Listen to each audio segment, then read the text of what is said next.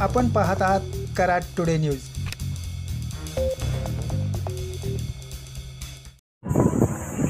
कराडच्या प्रीतिसंगमावर दुपारनंतर गणेश विसर्जनासाठी मोठी गर्दी झाली होती।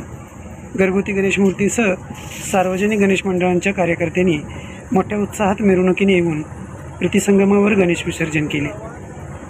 दरम्यान रात्री 8 वाजेपर्यंत 80हून अधिक गणेश मंडळाच्या मूर्तींचे विसर्जन पूर्ण झाले होते। प्रीतिसंगमावर सायंकाळी मोठ्या गणेश मूर्ती विसर्जन करताना कार्यकर्त्यांची चांगलीच कसरत झाली। संयुक्त वाकण रोड गणेश मंडळाची मूर्ती क्रेनच्या मदतीने विसर्जन करण्याचा प्रयत्न केला।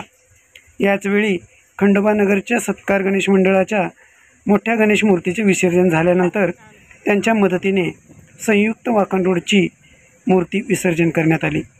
त्यानंतर मार्केटचा राजा, मलकापूरच्या युगंधर मंडळासह गजानन नाट्य मंडळाच्या गणेश मूर्तीचे विसर्जन करण्यात आले। दरम्यान प्रीतिसंगमावर सुरू असलेल्या गणेश विसर्जनाची पाहणी आमदार बाळासाहेब पाटील यांनी कार्यकर्त्यांसह सायंकाळी केली। तर रात्री 8 वाजेपर्यंत चावडी चौकात विविध गणेश मंडळांच्या मूर्तींचे वाजत गाजत मिरवणूक सुरू होती।